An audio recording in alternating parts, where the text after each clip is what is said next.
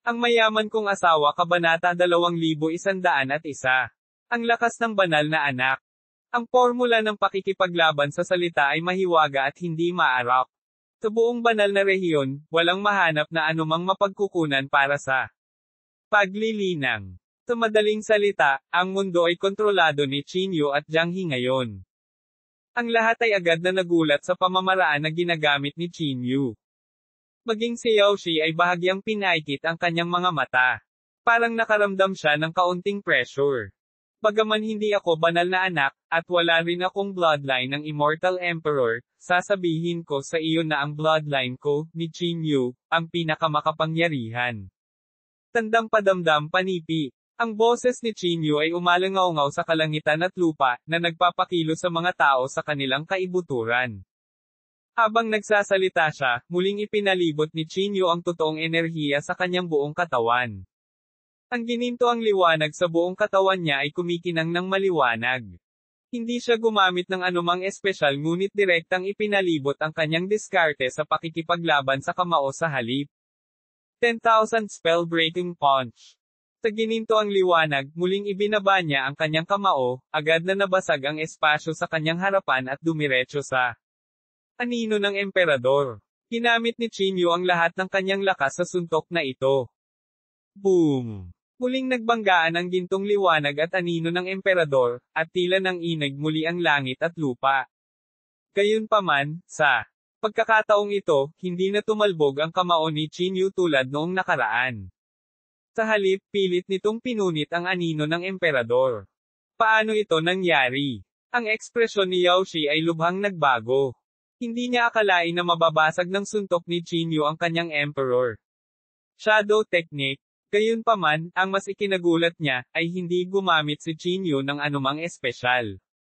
Umasa lamang siya sa kanyang diskarte sa pakikipaglaban sa kamao para gawin ito. Ang isang patuloy na dagindong ay nasa kawalan, at ang lupa ay patuloy na nagbibitak. Sunod-sunod na nabasag ang mga higanting bato. Kahit na sa suporta ng ilang matatanda ng pamilyang Yao, ang buong bundok ay walang tigil na dumadagindong na parang babagsak ito. Anumang oras, napasigaw ang lahat sa gulat. Nagpipigil sila ng hininga at tahimik, nakatingin sa larangan ng digmaan. Ito ay matatawag na labanan ng rurok ng nakababatang henerasyon. Kinakatawan nila ang pinakamalakas na kapangyarihang panlaban ng nakababatang henerasyon ng banal na rehiyon. Ang isa ay ang banal na anak ng pamilya Yao na may linya ng dugo ng Immortal Emperor, at ang isa ay ang sikat na magulong katawan. Walang nang ahas na tumalon sa conclusion kung sino, sa pagitan ng dalawa, ang mananalo o matatalo. Nakakatakot talaga ang formula ng fighting word na ito. Di man it, kailangan kong mag-isip ng paraan para makuha ito, naisip ni Holy Sonjang sa sarili. Hindi masama, kawili-wili, malamig na sabi ni Yao Shi habang may bakas ng kasamaan sa kanyang mukha.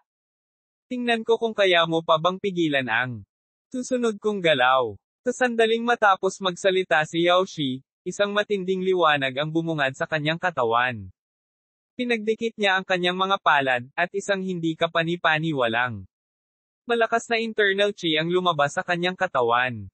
Ang panloob na chi na iyon ay pumailan lang sa mga ulap na parang gusto nitong basagin ang pinakamataas na antas ng langit. Sa kanyang katawan, may mga segment ng mga anino na patuloy na nagsasama. Sa ilang sandali, ang isang Immortal Emperor ay parang nabuhay na mag-uli. Mula sa kanyang katawan, walang tigil ang isang nakakatakot na presyon at winasak ang kawalan. Emperor Shadow Technique, ang mga diskarte ng pamilya Yao ay talagang nakakatakot.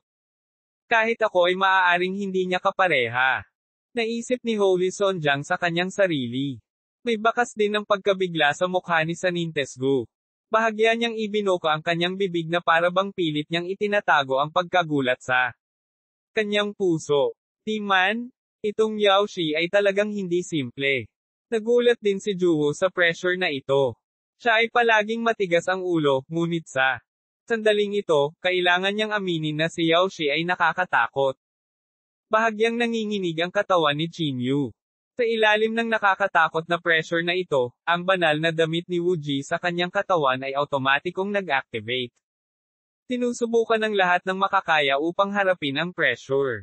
Muling ipinalibot ni Chinyu ang lahat ng tunay na enerhiya sa kanyang katawan, at ang ginintoang liwanag sa kanyang katawan ay muling nagningning ng maliwanag, na bumubuo ng isang matalim na kaibahan sa madilim na liwanag ni Yaoshi.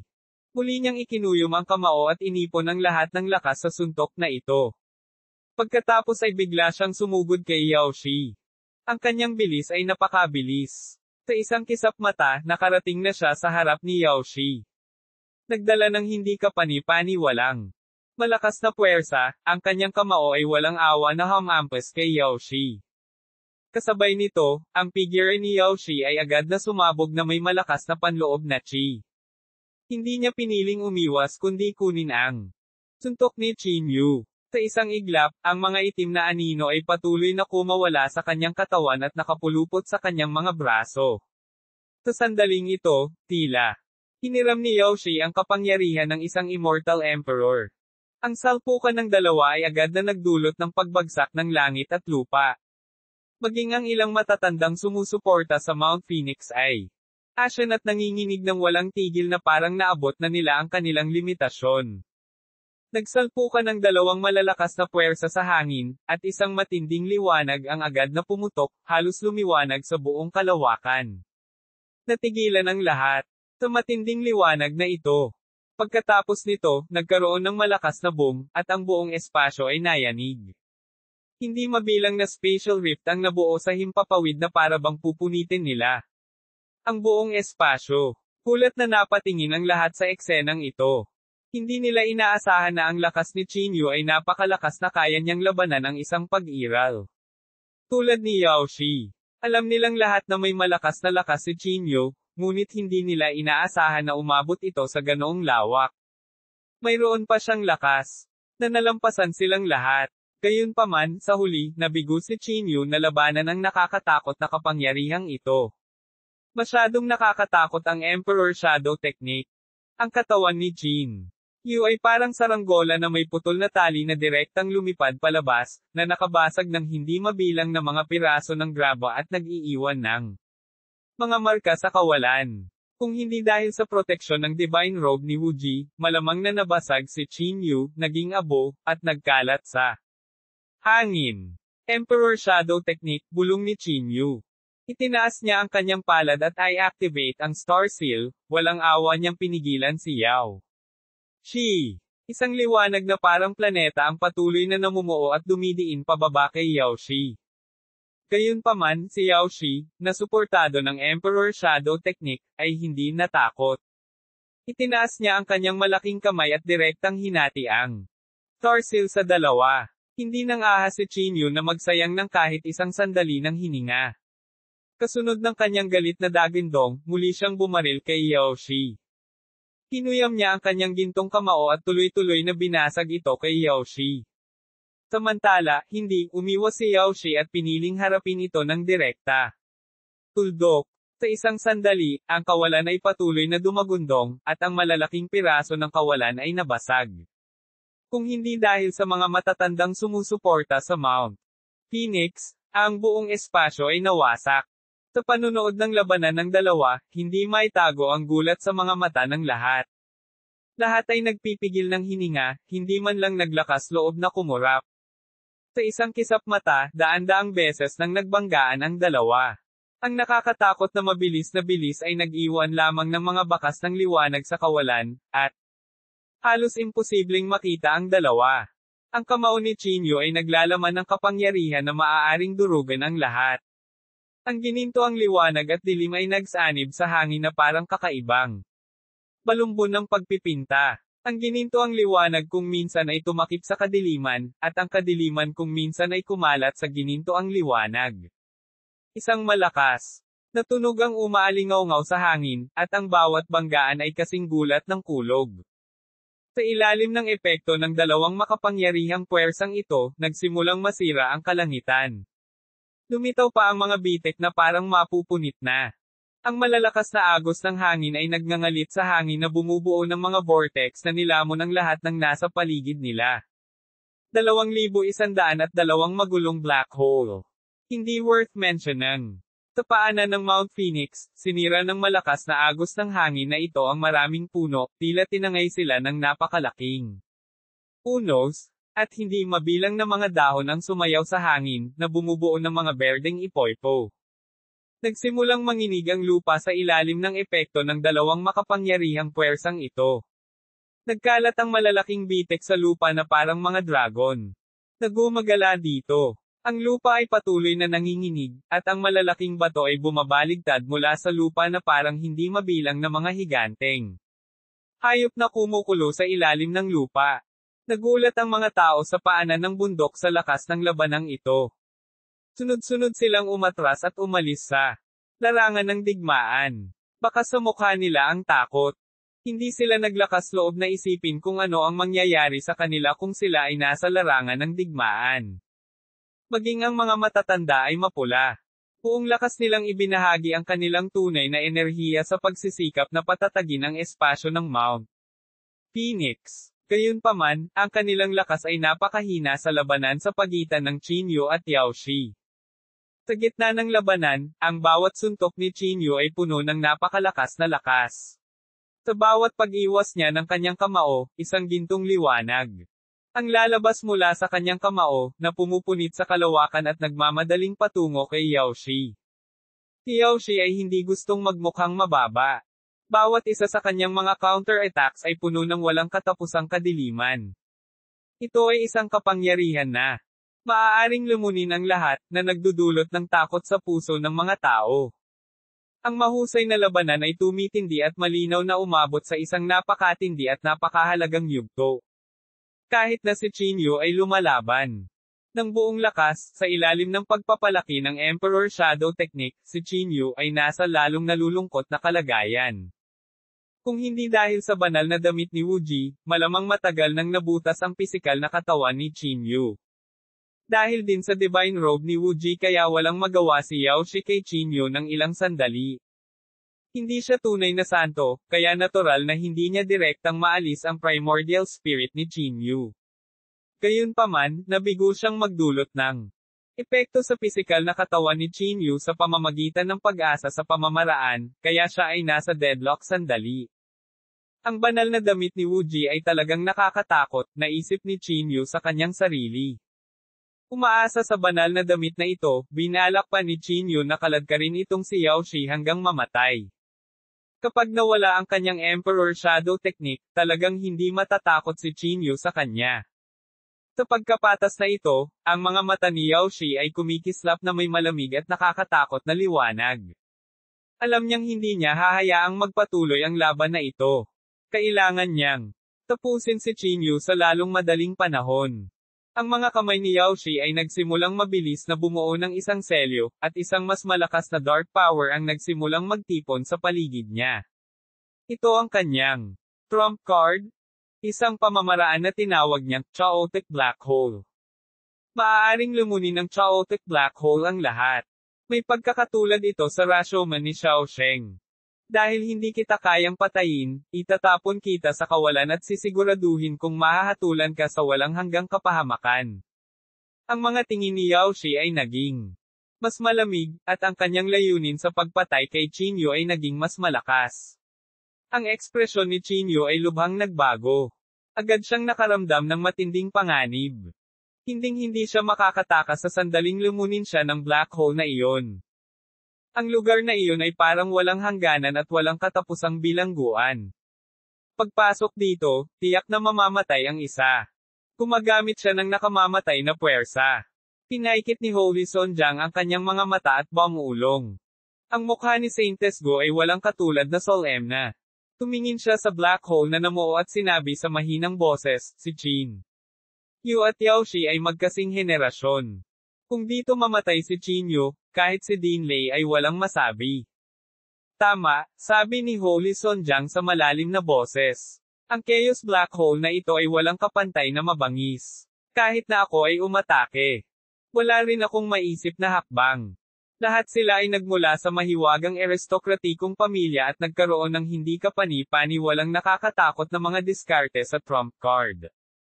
Gayunpaman, nang Harapin nila ang mga diskarte ni Yaoshi, nakaramdam din sila ng pananakit ng ulo. Maaaring may bagong bituin na malapit ng mahulog dito. Maraming tao ang may ganitong kaisipan sa kanilang mga puso. Medyo pangit ang ekspresyon ni Chinyu. Hindi pa rin niya maisip kung paano haharapin ang chaotic black hole na ito. Chinyu, pinaalis na kita ngayon sa mundong ito. Dala mo ang iyong sikretong pamamaraan at mawala. Paulit-ulit na sigaw ni Yaoshi. Hindi umimik si Chinyu. Ang kanyang isip ay patuloy na hinuhusgahan ang mga pamamaraan ng Dao, at naalala pa niya ang Rashomon ni Xiaosheng. Tandang padamdam. Bumalik sa Nanzhou, si Rashomon ay kilala bilang hindi magagapi. Nang lumitaw si Rashomon, nangangahulugan ito na tapos na ang labanan. Halos walang nakaligtas sa ilalim ng kanyang Rashomon.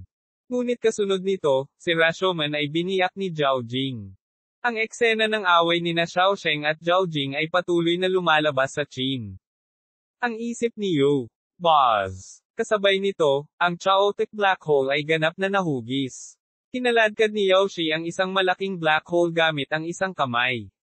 Ang itim na butas ay naglalabas ng isang hindi mapapantayang misteryosong liwanag. Si Yaoshi ay mukhang isang tunay na Diyos, sobrang nakakatakot. His black hole pala. Napabuntong hininga ang isang tao sa karamihan. Mali. Ito ang chaotic black hole na binigyan ng kapangyarihan ng Emperor Shadow Technique. Maaari nitong lumunin ang lahat. Maging si Holy Sonjang at ang iba ay napabulalas ng paulit-ulit dahil masyadong malakas ang pressure ng chaotic black hole. Ang purong itim ay naging sanhi ng mga tao na halos hindi maglakas loob na tumingin ng diretso dito. Gayunpaman, tiningnan ni Chinyu ang chaotic black hole sa kamay ni Yaoshi at hindi napigil ang tumawa ng buong puso. Nang makita si Chinyu na tumatawa ng ligaw, lahat ay natigilan saglit. Tumingin sila kay Chinyu na puno ng kalituhan ang kanilang mga mata. Bakit ka tumatawa? Lalong nagalit si Yaoshi at sumigaw mula sa malayo. Tiningnan ni Chinyu ang chaotic black hole sa kamay ni Yaoshi at ni Nishan, itinuturing din ba itong isang immortal emperor technique? Natatakot akong hindi sapat ang iyong pangunawa. Bahagyang kumunat ang noo ni Yaoshi. Tila hindi niya inaasahan na sasabihin ito ni Chinyu. Talagang totoo na hindi ko lubos na naiintindihan ang pamamaraang ito, sabi niya na may malamig na mukha. Mas mababa ito sa mga nauna sa aking pamilya, ngunit ito ay higit pa sa sapat upang makitungo sa iyo. Ngumisi si Chinyu at sinabing, totoo iyan. Paano nakakahiya ang isang immortal na pamamaraan ng emperador? Nakakahiya. Alam mo ba kung ano ang pinagsasabi mo na naging dahilan ng pagiging mayabang mo? Galit na sabi ni Yaoshi.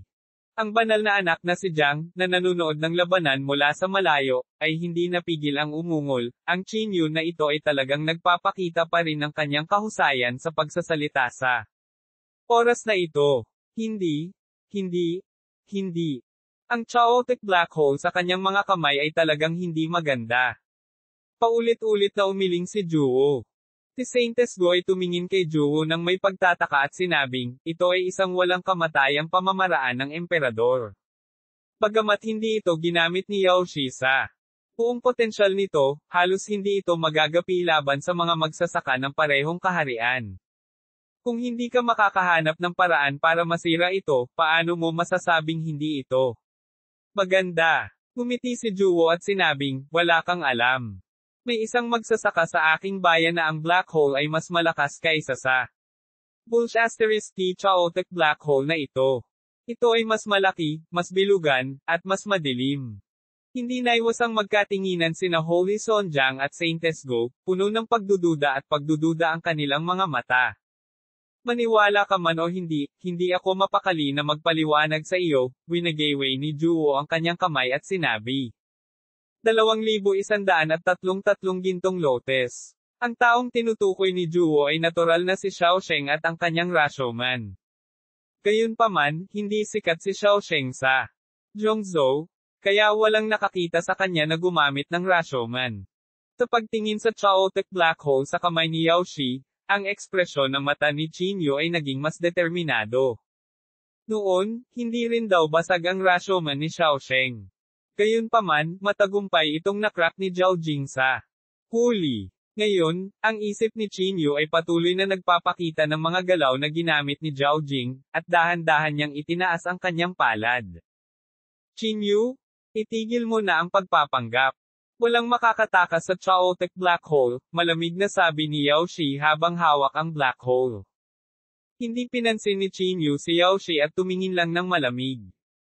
Nililigawan mo si kamatayan. Naging malamig ang boses ni Yao Shi. Tapos nagtaas siya ng ulo at sumigaw. Ang anino sa Emperor Shadow. Teknik ay patuloy na umaalingaw-ngaw, at ang braso ni Yao Shi ay patuloy na nanginginig. Pumunta ka sa impyerno.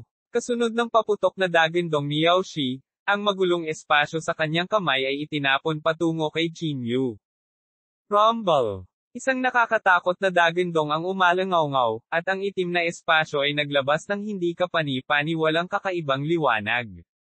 Nagsikip ang mga mag-aaral ni Qin Yu. Kasunod nito, ang kanyang mga kamay ay dumulas sa hangin, at ang kanyang mga daliri ay naglalabas ng mga butik ng gintong halo. Unti-unting nabuo ang halo ng bilog sa kawalan. Pagkatapos, nanginginig ang mga kamay ni Qin Yu, at ang bilog ay tumulak patungo sa chaotic black hole. Boom! Sa wakas, sa ilalim ng pagbabantay ng lahat, ang gintong halo ay mabilis na bumangga sa chaotic black hole, na lumikha ng isang marahas na banggaan. Bago pa makabulalas ang sinuman, ang gintong halo ay nilamon ng chaotic black hole. Ito lang. Para sa isang sandali, ang lahat ay tuliro. Mula sa ekspresyon ni Qin Yu, naisip niyang madali niyang haharapin ang chaotic black hole, ngunit ngayon, hindi man lang ito nagdulot ng ripple. Nililigawan mo si kamatayan.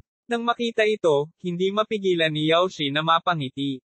Gayunpaman, hindi man lang tumagal ng kalahating segundo ang kanyang ngiti bago bahagyang nagbago ang kanyang ekspresyon. Sa isang pag-iisip, isang patak ng blood essence ang lumipad mula sa glabela ni Qin Yu at hindi nagtagal ay pumasok sa black hole. Buzz! Biglang lumitaw ang golden light, halos nagliliwanag sa buong black hole. Ano iyon? Golden light? Hindi ba't ngayon lang nilalamon ang gintong liwanag na iyon? Bakit ngayon lang muling lumitaw? Pwede ba? Hindi nagtagal ay nahulaan ng ilang tao sa eksena ang iniisip ni Qin Yu, habang bahagyang pinaikit ni Holy Sonjang ang kanyang mga mata na parang. Nahulaan niya ang iniisip ni Qin Yu. Baka gusto niyang pasabugin ang chaotic black hole. Pulong ni Holy Sonjang. Ang chaotic black hole na ito ay sinasabing kayang lunokan ang lahat, nakangiting sabi ni Saintess Gu. Malamang na ito ay sumabog. Mula sa loob. Ngunit nang matapos siyang magsalita ay biglang tumigil ang mga salitang umabot sa dulo ng kanyang dila. Sa chaos black hole, ang gininto ang liwanag ay naging mas nakakasilaw.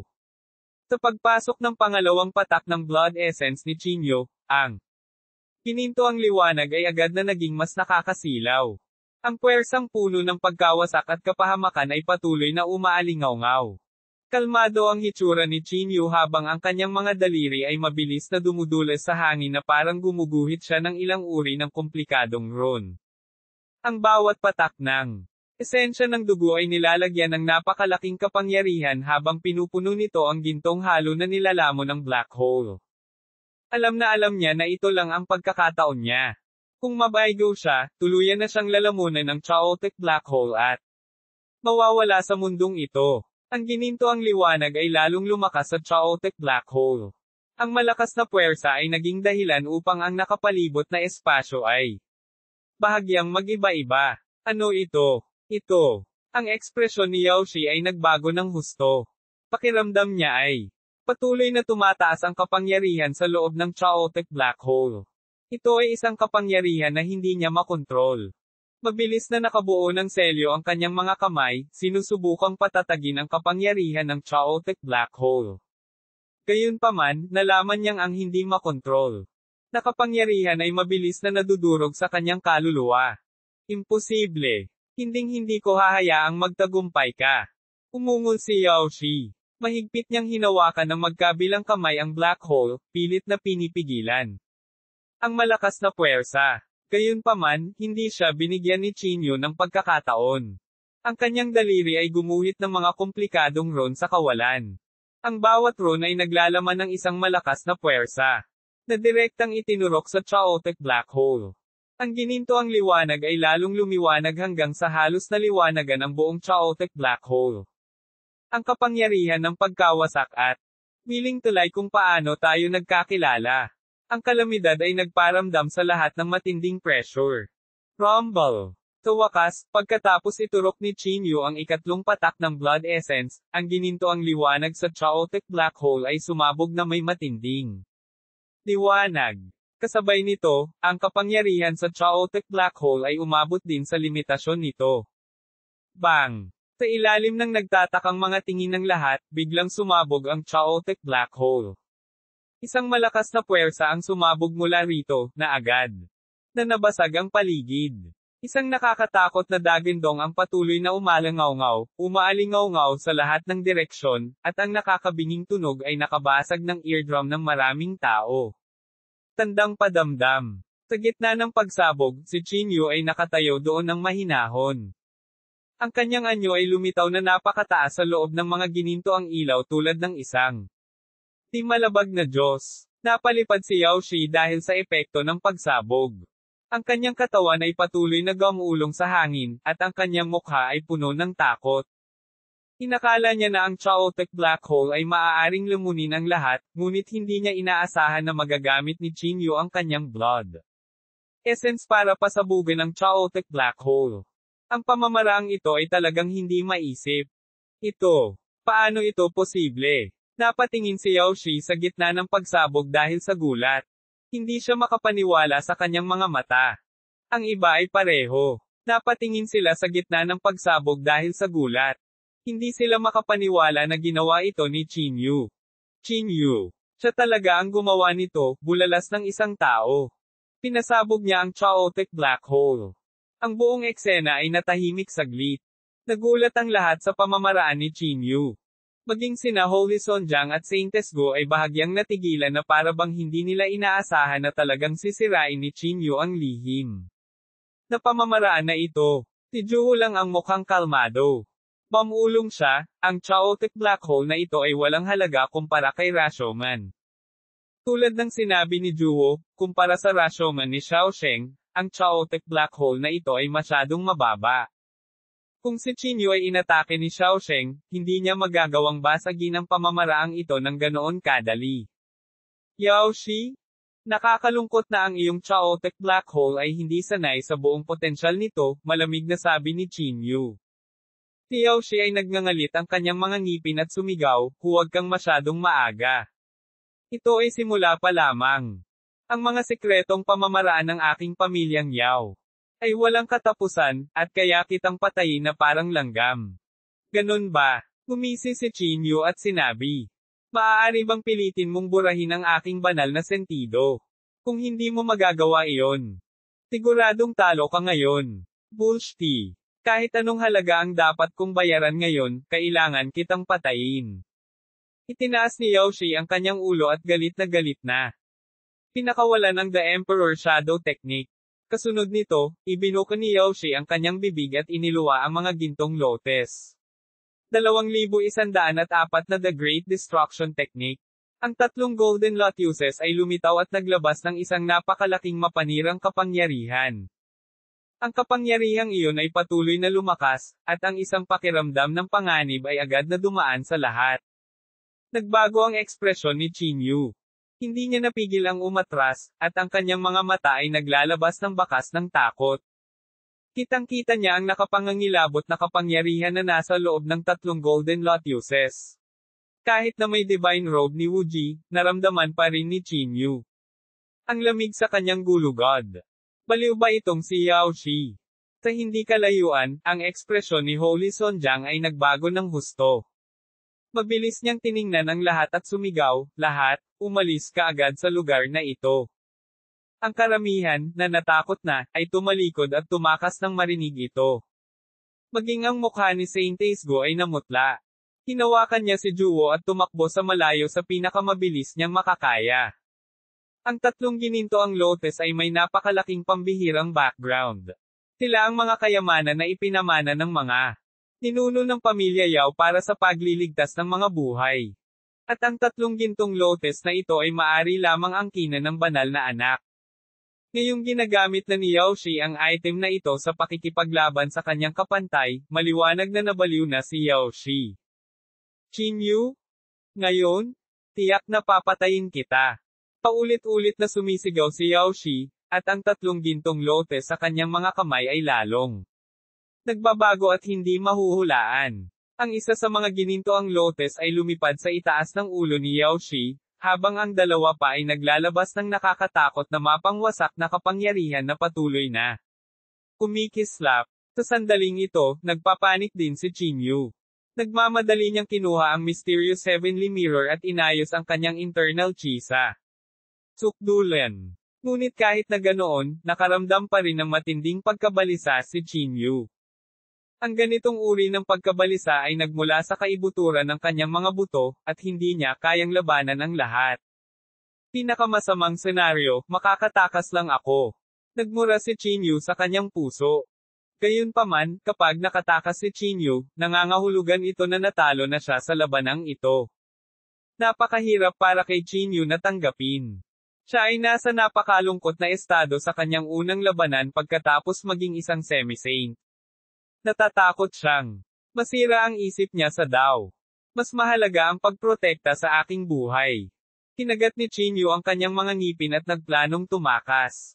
Alam na alam din ni Chinyu na kapag pinili niyang tumakas, malamang na itatabi ni Yaoshi ang tatlong gintong lotes. Pagkatapos ng lahat, ang mga bulaklak na ito ay walang katumbas na halaga, at mayroon lamang tatlo sa buong pamilya ng Yao. Nang si Chinyu ay nagpaplanong tumakas, biglang sumili ang liwanag sa kanyang isipan. Ang liwanag na ito, talagang nagmula sa ibang divine sense. Ang banal na diwa na natitira sa walang bakas na immortal na kasulatan. Ito ay isang lihim na pamamaraan ng Wuji. Si Chinyu ay agad na natuwa. Sa kritikal na sandaling ito, talagang naiintindihan ni Chinyu ang sikretong pamamaraan sa Trakelas Immortal Scripture. Mahusay na pamamaraan sa pagsira. Ilang malalaking salita ang pumasok sa isip ni Chinyu. Sa kritikal na sandali na ito, talagang naiintindihan ni Chinyu ang pinakamataas na lihim na pamamaraan ni Wuji. Ang lihim na pamamaraan na ito ay makapangyarihan at mapang-api. Sa mga kamay ni Wuji, minsan na nitong pinamunuan ang lahat. Sino ang nakakaalam kung gaano karaming mga kaaway ang napatay niya sa landas na nasa unahan niya? Pinagsama niya ang kanyang pisikal na katawan at espiritual na kapangyarihan sa sukdulan at pinasimple ang kanyang mga diskarte sa sukdulan ng walang anumang hindi kinakailangang komplikado o pag-aatubili. Pinasimple niya ang lahat ng Dao technique at pinagsama ang mga ito sa isang suntok. Galit na sigaw ni Chinyu. Ang Great Destruction Technique ay namumulaklak sa kanyang mga kamay, nagniningning at lumalamon sa mga bundok at ilog. Ang ningning nito ay walang humpay na lumundag, halos mapangiwi at pinipigilan ang lahat ng nasa daanan nito. Pagkatapos ng suntok na ito, ang salitang, pagkasira, ay makikita ng mahina sa kawalan. Ang kakilakilabot na buong kapangyarihan nito ay dumaan sa mga panahon na nagpabingi sa lahat. Ang buong sansinukob ay nanginig. Ang Great Destruction Technique, ang pambihirang katapangan nito, at kawalang takot ay nalampasan ang mundo, at ito ay isang lihim na pamamaraan ni Wuji. Si Wuji ay palaging kilala sa pagiging dominante. Kapag kaharap ang kanyang mga kaaway, itutulak niya silang lahat. Sa buhay niya, wawalisin lang niya ang lahat. Sa sandaling ito, ang lihim na pamamaraan ay ipinasa kay Chinyu. Sa kanyang magulong katawan, nagpakawala siya ng isang hindi kapani-paniwalang dominanteng suntok. Boom! Ang tatlong gintong lotes ay marahas na nagbanggaan sa salitang, pagkasira. Anong uri ng nakakatakot na banggaan ito? Naging sanhi ito ng pagyanig sa paglawak sa lahat ng mga kaharian, na umaabot sa pinakamalayong bahagi ng langit at sa pinakamalalim na kalaliman ng lupa. Tinakpin ng nakakatakot na liwanag na iyon ang lahat. Ang dalawang nakakatakot na puwersa ay nagbanggaan sa himpapawid, na nagdulot ng isang mapanirang pagsabog. Isang napakalaking liwanag ang tila nagpapaliwanag sa buong mundo. Ang puting liwanag ay sumugod sa kalangitan, diretso sa pinakamalayong bahagi ng langit na parang gusto nitong punatin ang langit. Napakatindi ng liwanag na imposibleng matingnan ito ng diretso. Ito ay isang malawak na kalawakan ng kaputian at kahit na ang pinakamakapangyarihang banal na kahulugan ay hindi maaaring tumagos. Sa loob ng liwanag, maraming sinag ng liwanag at mga shockwave ng enerhiya ang kumalat sa lahat ng direksyon tulad ng isang nakatutuwang bagyo na nagdudulot ng kalituhan sa hangin. Ang shockwave na ito ay napakalakas na kaya nitong durugan ang lahat, na nagdulot ng walang katapusang takot sa mga tao. Tinagtagal, hindi na nakayanan ng ilang matatanda ng pamilyang Yao na responsable sa pagpapanatili sa larangan ng digmaan. Namutla ang kanilang mga mukha habang naglalabas ng dugo. Pagkatapos ay umatras sila ng ilang hakbang habang ang kanilang ekspresyon ay agad na namutla. Di man. Pilasan mo at umatras. Kahit na napakalakas nila, hindi nila nakayanan ang banggaan ng dalawa. Mabilis na tumakas ang iilan sa malayo na para bang maiiwan sila dito kung mabagal ng konti. Ang lupa ay nanginig sa ilalim ng kapangyarihang ito, at maraming mga bitek ang lumitaw sa lupa, na kumakalat na parang napakalaking sapot ng gagamba. Ang lupa ay agad na napunit, na bumubuo ng isang napakalaking kailaliman na tila nilalamon ang lahat. Ang mga nanunood ng labanan ay sunod-sunod na umatras sa ilalim ng mapangwasak na kapangyarihang ito, ang kanilang mga mukha ay nagpapakita ng pagkagulat at takot. Sa harap ng kapangyarihang ito, nakaramdam sila ng walang katapusang kahinaan, tulad ng isang butil ng buhangin sa dagat, na hindi makalaban. Sa kalangitan, ang banggaan sa pagitan ng tatlong gintong lotes at ang salitang, pagkasira, ay parang huling labanan sa pagitan ng langit at lupa. Ang mapanirang panloob na chi na iyon ay tila malapit ng lumunin ang buong mundo, na nagpaparamdam sa mga tao ng takot sa katapusan ng mundo. Sa loob lamang ng ilang sandali, ang buong larangan ng digmaan ay nagbago ng hindi na makilala. Sa sandaling ito, lahat ay humihinga sa takot. Naghihintay sa kahihinatnan ng nakakatakot na labanang ito.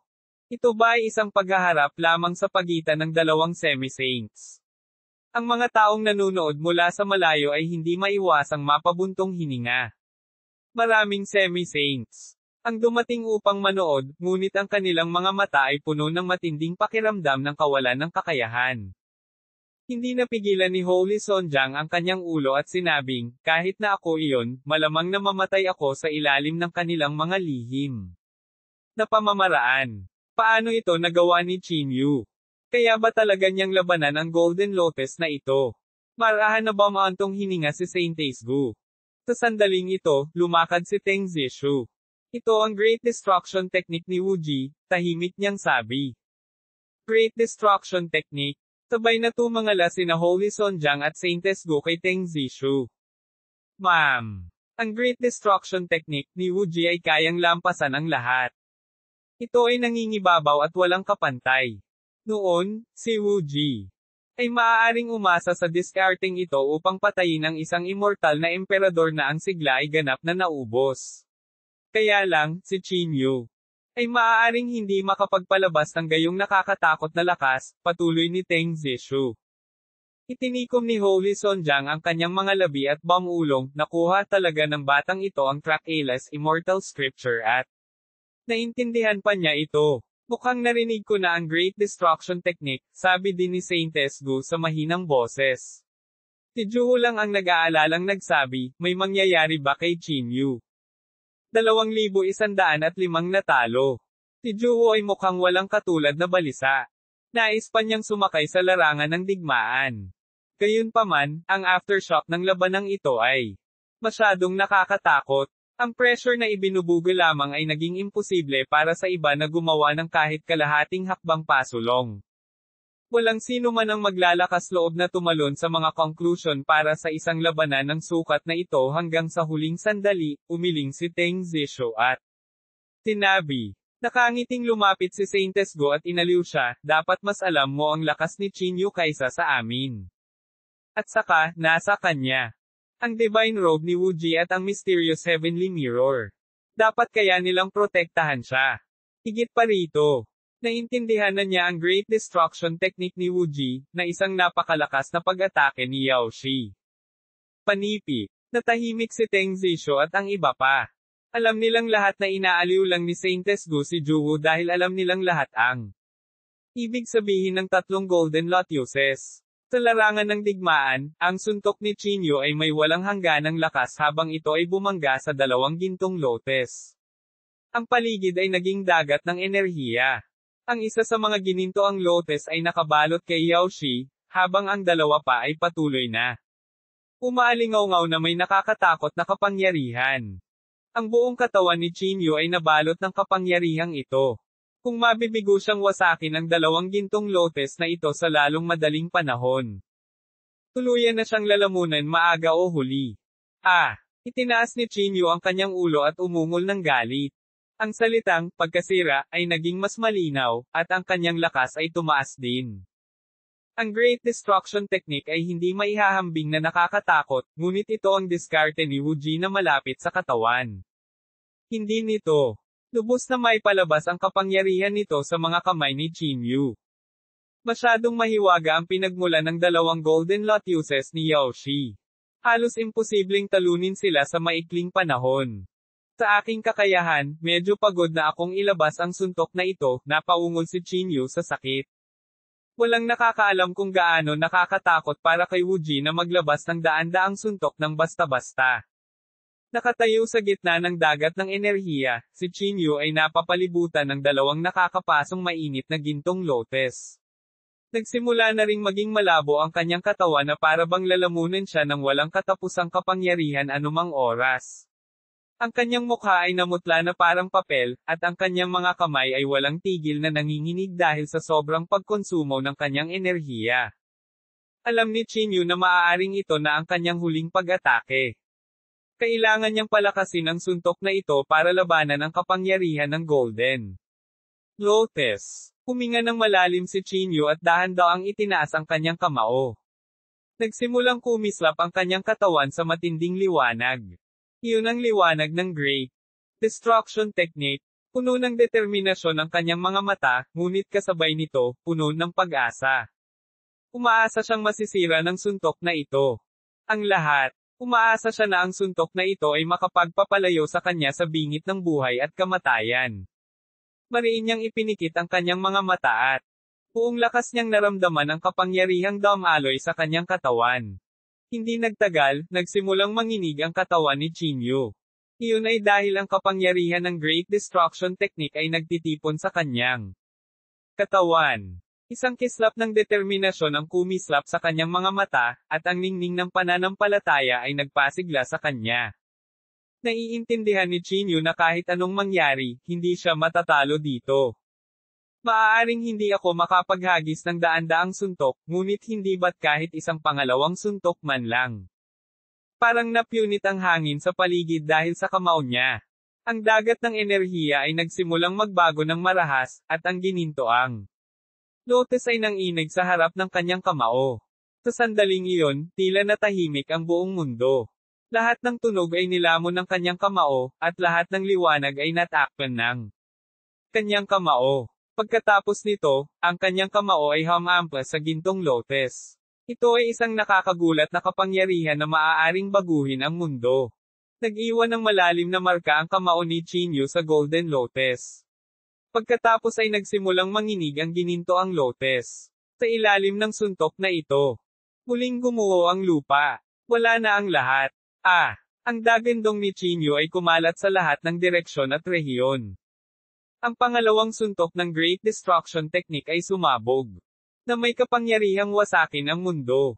Bitek. Sa isang malutong na tunog, nagsimulang lumitaw ang mga bitek sa dalawang gintong lotes. Bago pa man mabigla ang mga tao sa gulat, isa pang kaluskos ang umalangaw-ngaw.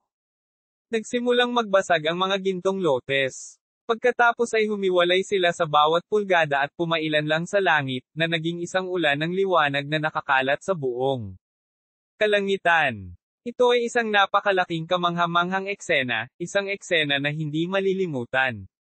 Ang eksenang ito ay masasabing katangi-tangi. Hindi mabilang na mga tao ang nagtaas ng kanilang mga ulo upang tingnan ang mga bumabagsak na light spot at natigilan. Ang ganda. Parang ulan ng liwanag na naglilinis sa buong mundo. Umalangaw-ngaw sa hangin ang mga bulalas ng lahat.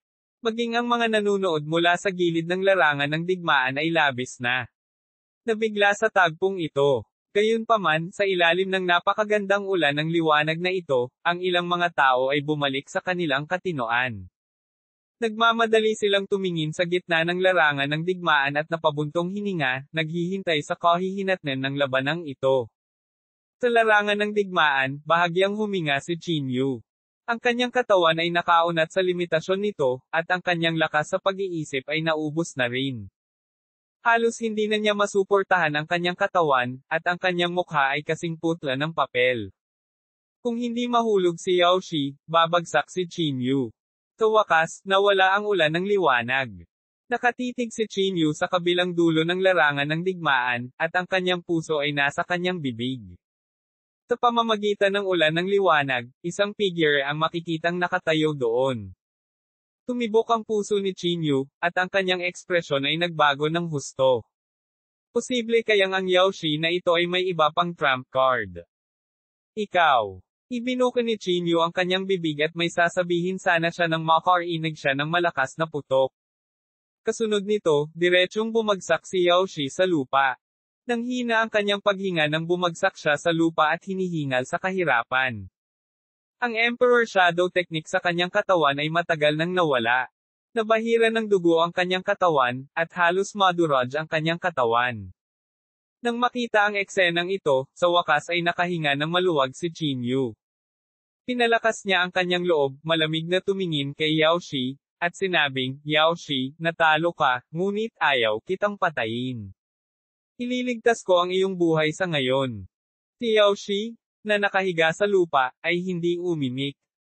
Walang laman ang kanyang mga mata habang nakatingin sa langit. Walang nakakaalam kung ano ang iniisip niya. Nakaramdam si Chinyu ng matamis na lasa sa kanyang lalamunan at nagkaroon ng matinding pagnanasa na bumulwak ng dugo. Gayunpaman, huminga siya ng malalim at tinatakan ang kanyang aku points, pilit itong pinipigilan. Yao Shi? Sana alagaan mo ang sarili mo, malamig na sabi ni Chinyu. Pagkasabi nito, tumalikod si Chinyu at aalis na sana. Saan ka pupunta? Sa sandaling ito, ang ilang matatanda ng pamilyang Yao ay biglang sumugod at hamarang sa daan ni Chinyu. Ang kanilang mga katawan ay naglabas ng nakakatakot na layuning pumatay, at ang kanilang mga mata ay labis na madilim. Malamig na sinulyapan sila ni Chinyu at sinabing, ano? Natalo ang pamilya Yao sa labanang ito, ngunit ngayon gusto mong sirain ang iyong integridad. Ang mga matatanda ay hindi makapagsalita, ngunit ang kanilang mga puso ay puno ng ayaw. Ang kanilang banal na anak ay natalo ng ganoon. Walang makakatanggap nito. 2,106 na ikinagulat nito ang mundo. Malamig na tiningnan ni Chinyu ang ilang elder ng pamilya Yao at sinabing, hindi ako naniniwalang gagawa ang pamilya Yao ng ganoong kasuklam-suklam na bagay sa harap ng lahat. Ngunit syempre, kahit na walang hiya ka, ako, si Chinyu, ay hindi natatakot. Pagkatapos sabihin iyon, sa isang malakas na sigaw, pilit na inayos ni Chinyu ang kanyang panloob na chi sa sukdulan. Isang nakakatakot na panloob na chi ang lumabas, nanginginig sa lahat ng direksyon. Agad na nagulat ang lahat. Pagkatapos makaranas ng napakahusay na labanan, si Chinyu ay mayroon pa ring nakakatakot na husay sa pakikipaglaban. Sa hitsura nito, hindi pa ginagamit ni Chinyu ang kanyang buong lakas. Nakakatakot, masyadong nakakatakot. Nasaan ang peak state ng Chinyu? Ang lahat ay masiglang nag-uusap, ngunit ang mga mukha ng mga matatanda ng pamilya Yao ay mapula. Malamig silang bumantong hininga at sinabing, hinding-hindi gagawa ng ganoong bagay ang aking pamilyang Yao.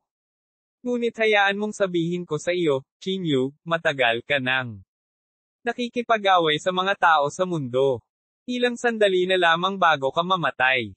Na hindi mo kailangang mag-alala, malamig na sabi ni Chinyu. Pagkasabi nito, tumalikod si Chinyu at umalis. Naglakad siya papunta sa crowd. Bago pa siya makalapit, nasagasaan si Juwo. Niyakap niya si Chinyu at tuwang-tuwang sinabi, alam kong magiging maayos ka. Namutla ang mukha ni Chinyu. Hininaan niya ang kanyang boses at mahinang sinabi, bilis, hindi na ako makakatagal pa. Dali-dali tayong umalis sa lugar na ito. Mabilis ang isip ni Juwo. Mabilis niyang naunawaan ang kahulugan ni Chinyu at nagmamadaling inilipat ang totoong enerhiya sa kanya. Pagkatapos noon, mabilis siyang umalis sa lugar kasama si Chinyu. Gusto ng lahat na lumapit upang batiin siya, ngunit hindi sila binigyan ni Chinyu ng pagkakataon. Siya ay umalis sa lugar na napakabilis, itinatago ang kanyang mga nagawa at katanyagan. Nang makita ang likod ni Chinyu na mabilis na nawala, lahat ay natigilan saglit. Chinyu. Siya. Nakakagulat ito. Talagang nalagpasan niya ang Golden Lotus Defense ni Yaoshi. Ang ganitong uri ng kapangyarihan, ay hindi ka panipaniwala. Akala ko naabot na niya ang kanyang limitasyon. Hindi ko inaasahan na mayroon siyang natitirang lakas. Ito ay hindi ka panipaniwala. Tama, ang galing ni Chinyu sa pakikipaglaban ay lampas lamang sa imahinasyon. Ang lakas ni Yaoshi ay walang kapantay sa ating mga mata, ngunit sa harap ni Chinyu, siya ay parang isang marupok na papel. Malinaw na hindi ito ang kanyang tunay na lakas. Higit sa lahat, wala siyang anumang intensyon na magpakitang gilas. Tumalikod lang siya at umalis. Ang kilos ng isang top-notch martial artist. Ito ang kilos ng isang eksperto. Ang mga talakayan ay walang katapusan, at ang mga mukha ng lahat ay puno ng pagtataka at pagkagulat. Ang lakas ni Chinyu ay walang alinlangang. Lumawak ang kanilang pananaw. Para sa mga matatanda ng pamilyang Yao, ang kanilang mga ekspresyon ay sobrang pangit sa sandaling ito. Hindi nila inaasahan na magkakaroon pa rin ng lakas si Chinyu upang makatakas sa ilalim ng gayong mga kalagayan. Nagdulot ito ng matinding takot sa kanila. Kailangan natin siyang mahanap sa lalong madaling panahon. Kung hindi, kapag nakuha na niya ang kanyang lakas, hindi maiisip ang mga kahihinatnan. Sabi ng isang matanda sa malalim na boses. Mataimtim na tumango ang iba.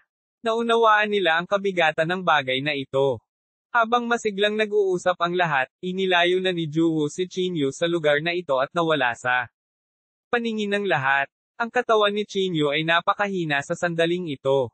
Bagamat may determinasyon pa rin sa kanyang mga mata, hindi na siya kayang suportahan ang kanyang katawan para magpatuloy sa paglalakad. Huwag kang matakot. Ilalayo kita rito, tinapik ni Juwo ang ulo ni Chinyu at sinabi. Maraming salamat, mahinang sabi ni Chinyu. Walang sinabi si Juwo. Tinala si Chinyu, sumugod siya sa isang lungsod. Si Chinyu ay nangangailangan ng matinding pahinga at kailangan din ng paglipat ng tunay na enerhiya. Malinaw na hindi makatutuhanang bumalik sa Thunder Courtyard ng direkta. Kaya dinala ni Juwo si Chinyu sa isang lungsod na tinatawag na Quiet Wind City. Ito ay matatagpuan sa pagitan ng lokasyon ni Chinyu at Thunder Courtyard. Isa itong malaking mataong lungsod na may maginhawang transportasyon at mataong mga kalye at mataong lugar dahil sa makabuluhang daloy ng mga naglalakad. Matapos makapasok sa Quiet Wind City, nag-check-in si Juwo sa isang tahimik na inn at pinatire si Chinyu. Bagamat sila ay nasa banyagang lupain, si Juwo ay napakaingat sa pagtrato kay Chinyu at hindi nang ahas na maging pabaya. Nanatili siya sa tabi ni Chinyu sa buong panahon, naglilipat ng totoong enerhiya sa kanya at kasabay nito, gumagamit ng mga table tasks para gamutin ang kanyang mga sugat. Sa pagtingin sa unti-unting pagpapatatag ng panloob na chi ni Chinyu, ang pag-aalala sa puso ni Juwo ay nabawasan din ng kaunti. Sa oras na ito, si Chinyu ay nakatulog na ng mahimbing.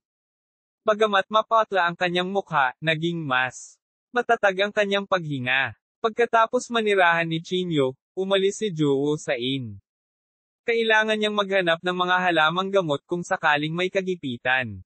Sa pamilyang Yao, ang mga matatanda ng pamilya ay may pangit na ekspresyon sa kanilang mga mukha. Nalaman nila mula sa mga saksi na nakatakas si Chinyu, na labis na ikinagulat nila. Talagang may ganoong lakas si Chinyu na iyon. Kailangan natin siyang mahanap sa lalong madaling panahon. Kung hindi, hindi maiisip ang kahihinatnan. Paglingon nila, nakita nila si Yaoshi na nakahiga sa kama, halos patay na. Malinaw, siya ay malubhang nasugatan. Ang mas hindi katanggap-tanggap ay nawalan si Yaoshi ng 3 gintong lotes. Alam lang ng labas ng mundo na ang 3 golden lotuses ay para sa pagliligtas ng mga buhay, ngunit hindi nila alam na 3 golden lotuses ay katumbas ng 3 buhay. Hanggat ang kanilang mga primordial spirit ay hindi nawasak, sila ay maaaring muling mabuhay ng perpekto. Ngunit ngayon, para talunin si Chinyu, ginamit ni Yao Shi ang lahat ng 3 golden lotuses. Higit sa lahat, hindi siya nanalo. Isa itong malaking insulto sa lahat. Animated na tinatalakay ng labas ng mundo ang bagay na ito. Halos buong Holy Region ay tinatalakay ang bagay na ito. Natalo si Yao Shi, at isa itong kalunos-lunos na pagkawala. Masyadong nakakatakot ang lakas ng Chinyu na iyon. Natatakot ako na ang pamilyang Yao ay magdaranas ng matinding pagkatalo sa pagkakataong ito.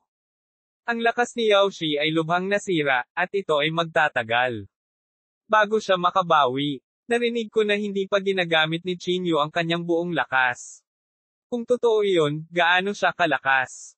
Ang lahat ng ito ay lalong nagpabagabag sa mga matatanda ng pamilyang Yao. Kailangan nilang mahanap si Chinyu sa lalong madaling panahon. Kung hindi, ang mga kahihinatnan ay hindi mahuhulaan. Sa Quiet Wind City, natutulog pa rin si Chinyu. Ang kanyang mga sugat ay unti-unting gumagaling, at si Juwo ay patuloy ding nagpapadala ng tunay na lakas sa kanya upang tulungan siyang makabangon. Nang makitang unti-unting bumuti ang kalagayan ni Chinyu, nakahinga ng maluwag si Juwo. Lumipas ang ilang araw. Si Chinyu, na nakahiga sa kama, sa wakas ay dahan-daang binuksan ang kanyang mga mata. Iniluwa niya ang isang subo ng itim na dugo, at ang kanyang maputlang mukha ay agad na nagkaroon ng pahiwatig ng kulay rosas. Gising ka na. Nang makitang nagising si Chinyu, labis na nasasabik si Juwo. Kinusat ni Chinyu ang kanyang mga mata at sinabing, gaano katagal akong nawala ng malay. Hindi ko maalala, pero matagal na rin. Matagal na nagbilang si Juwo gamit ang kanyang mga daliri, ngunit hindi pa rin moari. Tuldok. Bahagyang kumunat ang noo ni Chinyu at sinabing, sa panahong ito. May dumating ba at naghanap ng gulo? Hindi. Napakatahimik, sabi ni Juwo. Nakahinga ng maluwag si Chinyu. Dahan-dahan siyang bumangon sa kama at pumunta sa bintana. Isang mataong tanawin ang makikita sa bintana na may pulutong ng mga tao at isang pambihirang kasiglahan. 2,107 Alchemist Association. Samahan mo akong mamasyal, sabi ni Chinyu. Okay. Tumango si Juwo at sinamahan si Chinyu palabas ng inn. Ang lungsod na ito ay tinawag na Quiet Wind City.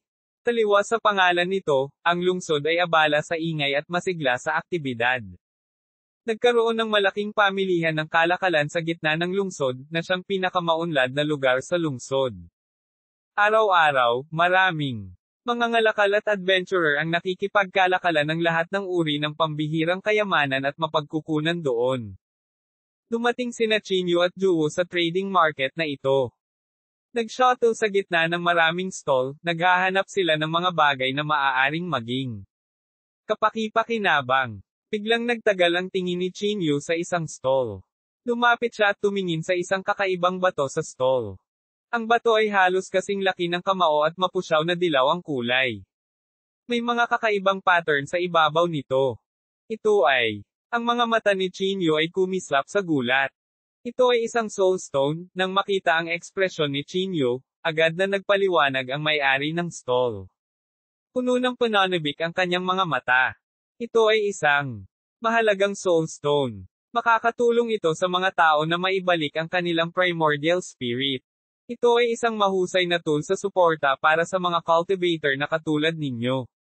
Interesado si Chinyu. Nagkataon na kailangan niya ng ganito para matulungan siyang maibalik ang kanyang primordial spirit.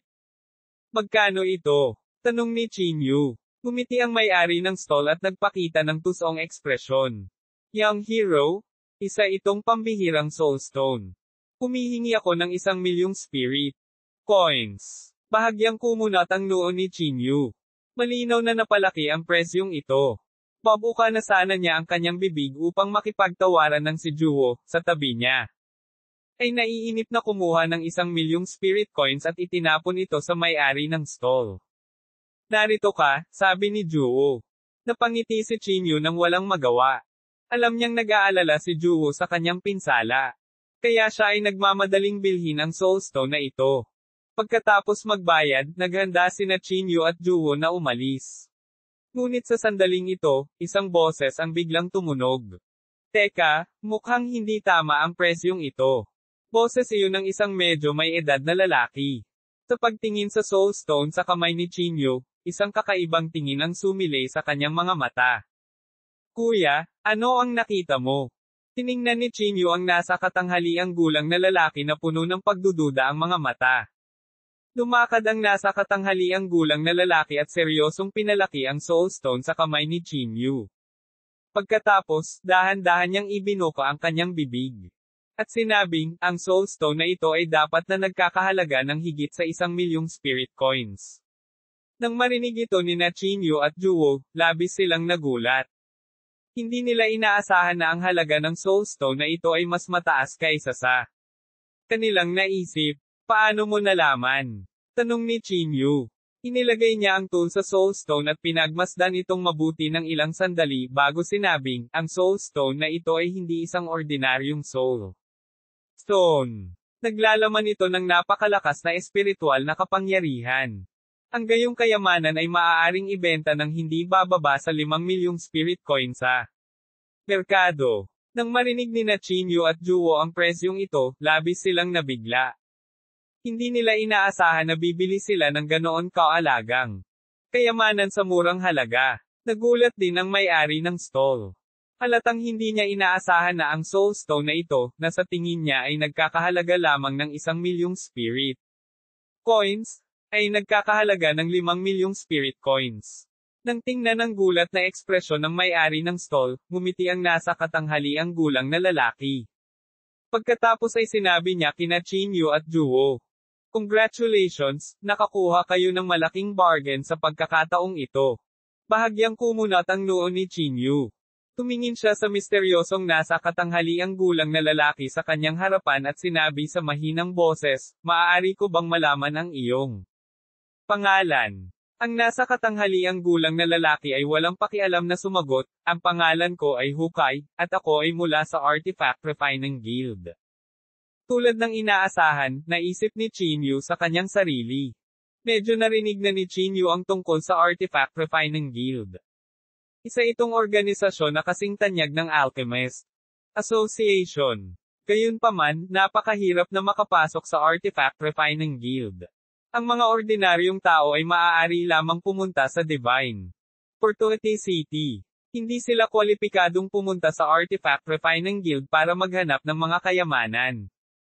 Ikaw dapat si Chinyu, na naging limelight kamakailan, biglang sabi ni Hokage.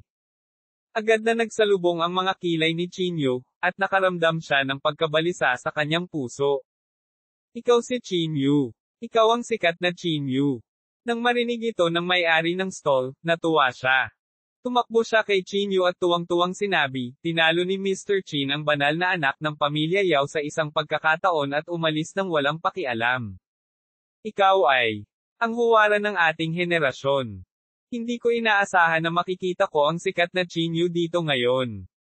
Bahagyang napahiya si Chinyu, hindi niya inaasahan na umabot sa ganoong antas ang may-ari ng stall sa gilid, ngunit tumingin si Chinyu kay Hokage nang may pag-aalala.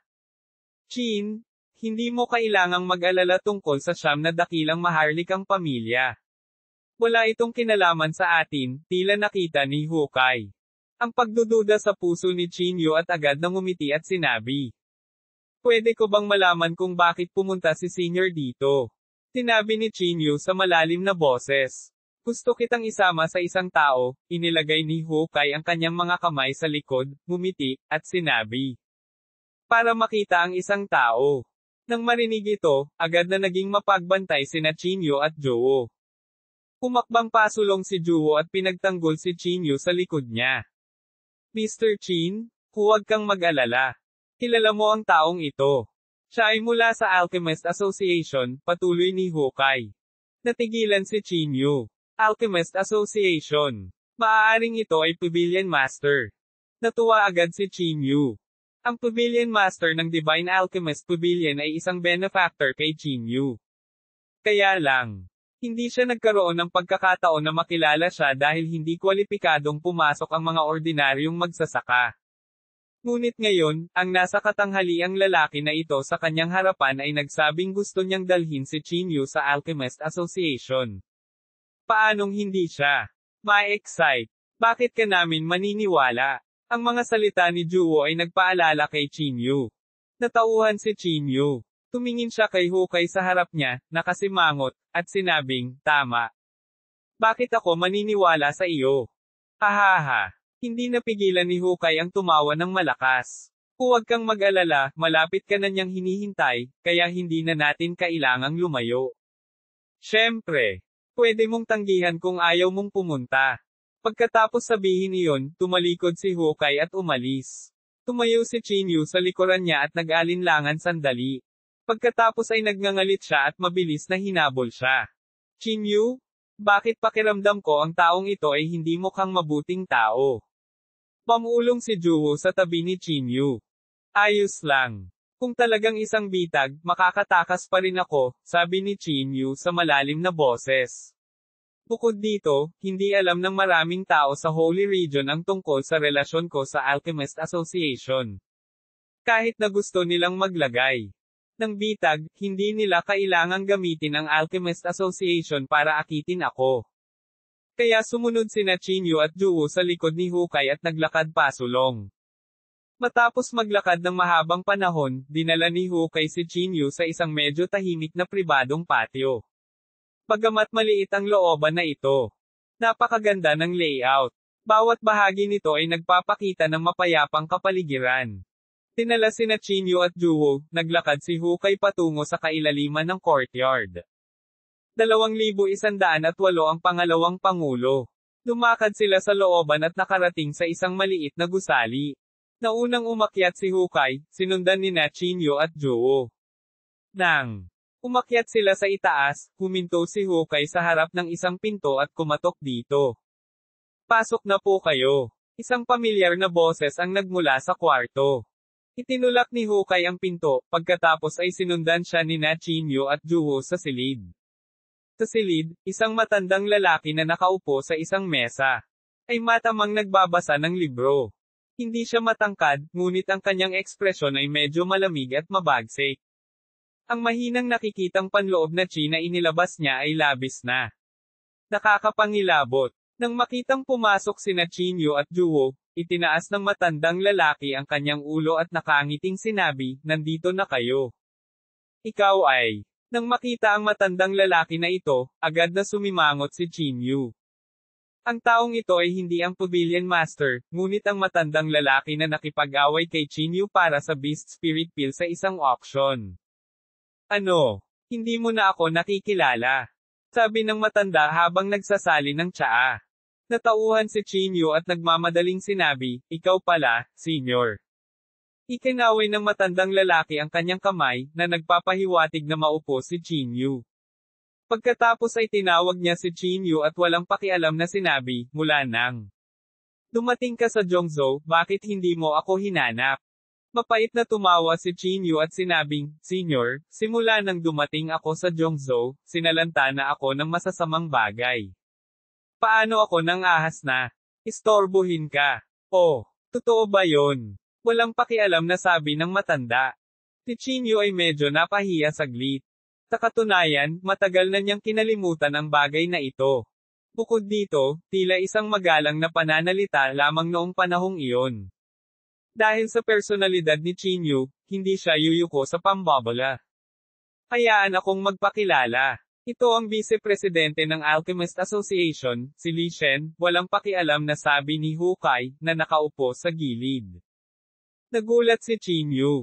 Hindi niya inaasahan na ang taong ito ang magiging vice-presidente ng Alchemist Association. Lalong nabigla si Chinyu na ang Alchemist Association na ito at ang Artifact Refining Guild ay talagang may ganoong kalapit na relasyon. Chinyu, nakita ko mismo ang iyong talento sa alchemy. Interesado ka bang sumali sa Alchemist Association? Si Li Shen ay dumiretso sa punto. Nakatingin kay Li Shen na tulala, halos hindi makapaniwala si Chinyu sa mga salitang ito. Dahil napakaraming tao ang nasaktan ni Chinyu, maaaring gusto siyang iwasan ng isang normal na tao. Bakit niya siya inimbitahan? Nang maagap, ano? Ayaw mo. Humigop ng tsaa si Li Shen at walang pakialam na sinabi. Para sabihin sa iyo ang totoo, nakakita ako ng maraming mahuhusay na tao, walang pakialam na sabi ni Li Shen. Bagaman talagang kahanga-hanga ang iyong talento. Talagang hindi sulit na imbitahan kita ng personal.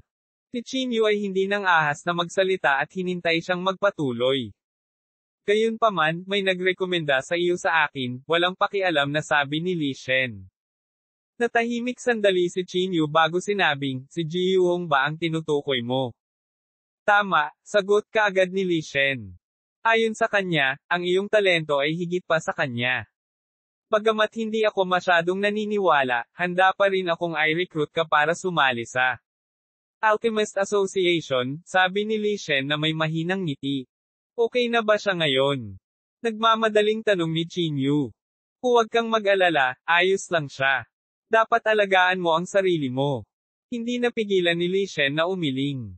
Nang mapait na ngumiti si Chinyu at sinabing, President Li, masasabi na akong pampublikong kaaway ng siyam na dakilang aristokratikong pamilya. Kung sasali ako sa Alchemist Association sa puntong ito, malamang na magdadala ako ng gulo sa Alchemist Association. Hahaha. Kinawian ni Li Shen ang kanyang kamay at sinabing, sa palagay mo ba ay sasalakayin ng siyam na dakilang pamilyang Maharlika ang Alchemist Association? Bukod dito, mayroon kang Thunder Courtyard na nakaback up sa iyo. Ang Alchemist Association, ang Artifact Refining Guild, o Thunder Courtyard, alinman sa mga ito ay maaaring hindi sapat upang magdulot ng takot sa siyam na dakilang aristokratikong pamilya. Gayunpaman, kapag nagsanib puwersa ang tatlo, walang sino man sa Holy Region ang maglalakas loob na magpakita ng kawalang galang.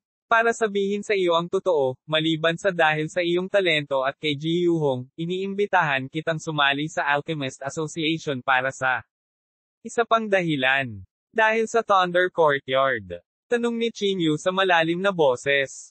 Tama. Tumango si Li Shen bilang kasiyahan. Sa lahat ng mga taon na ito, ang aming Alchemist Association ay palaging naghahanap ng mga pagkakataon upang makipagtulungan sa Thunder Courtyard. Nais naming magtatag si Dean Lei ng eksklusibong pick para sa Alchemist Association sa Thunder Courtyard upang mag-recruit ng mga talento. Sa kasamaang palad, paulit-ulit kaming tinanggihan ni Dean Lei. Gayunpaman, kapag kasama ka, maaaring may pagkakataon, nakangiting sabi ni Li Shen. Willing tulay kung paano tayo nagkakilala. Bakit hindi magtayo ng hiwalay na akademya ang iyong Alchemist Association para mag-recruit ng mga talento? Iyon ay hindi umaayon sa paunang intensyon ng aking Alchemist Association. Makikita mo rin na ang reputasyon ng Alchemist Association sa Holy Region ay hindi itinuturing na mahusay.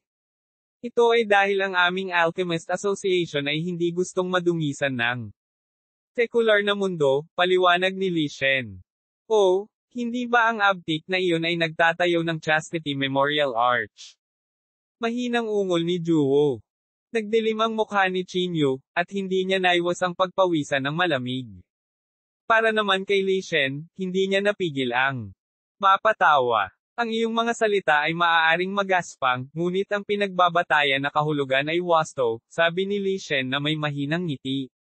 Pagkatapos, tumingin siya kay Juwo at sinabing, dapat ikaw ang personal na disipulo ni Dean Lei. Tama iyan. Walang itinago si Juwo at agad na tumugon. Sa tulong ninyong dalawa, naniniwala akong papayag si Dean Lei. Natahimik si Chinyu na para bang pinag-iisipan niya ito. Maaari kitang bigyan ng ilang araw para isaalang-alang. Agad na ipinahayag ni Li Shen ang kanyang paninindigan nang makita niya ang sitwasyon. Mapait na tumawa si Chinyu at sinabing, kahit na hinahangad ko ang Alchemist Association, hindi nakatutok dito ang aking hangarin. Talagang bibisitahin kita kung may pagkakataon sa hinaharap. Pagkatapos sabihin ito, tumingin si Chinyu kay Juwo at nagpatuloy, President Li, kung gusto mong makipagtulungan sa Thunder Courtyard.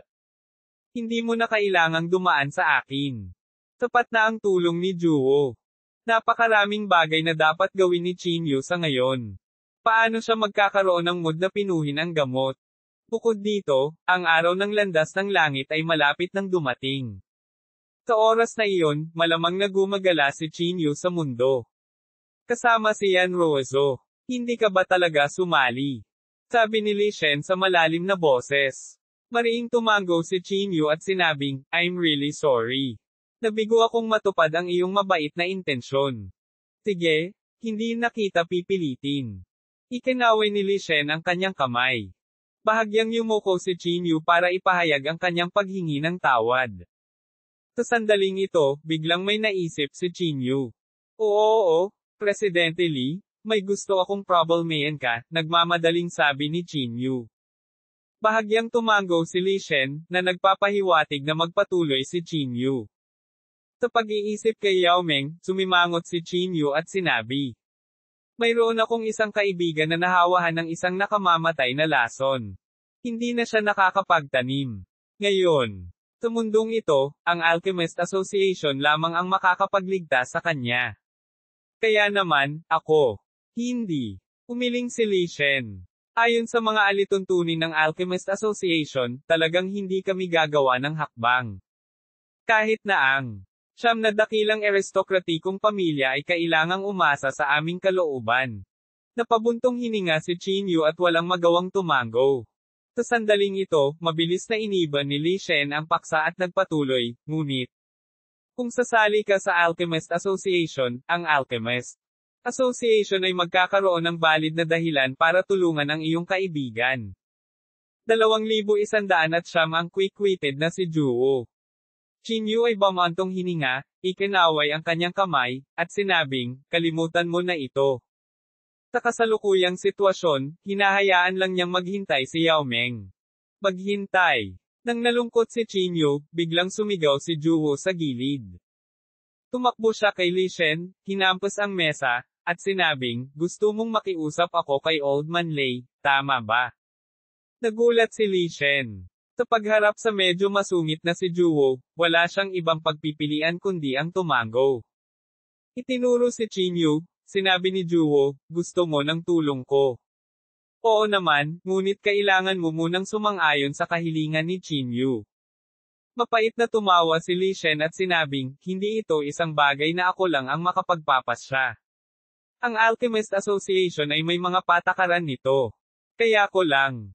Anong mga patakaran? Wala akong kinalaman. Kung ganoon, kalimutan mo na. Inilibot ni Juwo ang kanyang mga mata. Pagkatapos ay hinawakan niya ang kamay ni Chinyu at sinabing, tara na. Nakaupo doon si Li Shen na tulala na para bang hindi niya inaasahan na magiging mainit ang ulo ni Juwo. Nang makitang aalis sina Juwo at Chinyu, walang magawa si Li Shen, maaari kong subukang magmungkahi sa din, ngunit hindi ko magagarantiya na. Papayag siya. Maaari kong subukang magmungkahi kay Old Man Lei, ngunit hindi ko magagarantiya na papayag siya, sabi ni Juwo, na ginagaya si Li Shen. Agad na natahimik si Li Shen. Walang alinlangan, si Juwo ay mayroon ng ganap na kontrol kay Li Shen. Walang magawang umiling si Li Shen. Tumingin kay Chinyu at Juwo, bumantong hininga siya at sinabing, sige, gagawin ko ang lahat, pero kailangan ko ng oras. Sana makapaghintay kayo. Nagpout si Juwo. Malinaw, hindi siya masyadong nasisiyahan sa mga salita ni Li Shen. Gayunpaman, hindi siya nagsalita at hinaila lang. Si Chinyu para maupo. Kung maaayos ang bagay na ito, matutulungan kita. Bagamat medyo hindi nasisiyahan si Li Shen, pumayag pa rin siya sa huli. Noon lang nasabi ni Juwo nang may pag-aalinlangan, huwag kang mag-alala. Hanggat nakikiusap ako kay Matandang Lei, tiyak na papayag siya. Sabihin mo sa akin, kailan mo tutulungan si Chinyu na iligtas ang kaibigang iyon. Sigurado ka bang papayag si Dean Lei? Pinalaki ni Li Shen si Juwo at sinabi. Oo naman. Kung hindi siya pumayag, hihilahin ko ang balbas niya. Bago pa matapos magsalita si Juwo, dali-dali siyang pinigilan ni Chinyu at nakangiting sinabi, Presidente Lee, huwag kang mag-alala. Si Juwo ay may hawak na napakahalagang posisyon sa puso ni Dean Lei. Sige na. Tumango si Li Shen. Then you guys go and make the arrangement pagdating ng oras, dalhin Ngayong taong yun sa akin. Pagkatapos umalis sa lugar, tumingin si Chin Yu kay Juwo nang may pasasalamat at sinabing, Juwo, salamat. Kung patuloy kang magiging magalang sa akin, bubugbugin kita. Sabi ni Juwo, winawagayway ang kanyang maliliit na kamao. Sa pagtingin sa bastos na anyo ni Juwo, hindi mailarawan ang kagalakan ni Chin Yu. Pagkatapos noon, nagpunta sina Chin Yu at Juwo sa isang restaurant upang kumain ng labis na pagkain. Pagkatapos nilang mabusog, binalak ng dalawa na pumunta sa Pamilya Yao. Kakapanalo mo lang laban kay Yao Shi at nasaktan mo pa siya ng husto. Kung pupunta ka sa Pamilya Yao ngayon, natatakot akong hindi.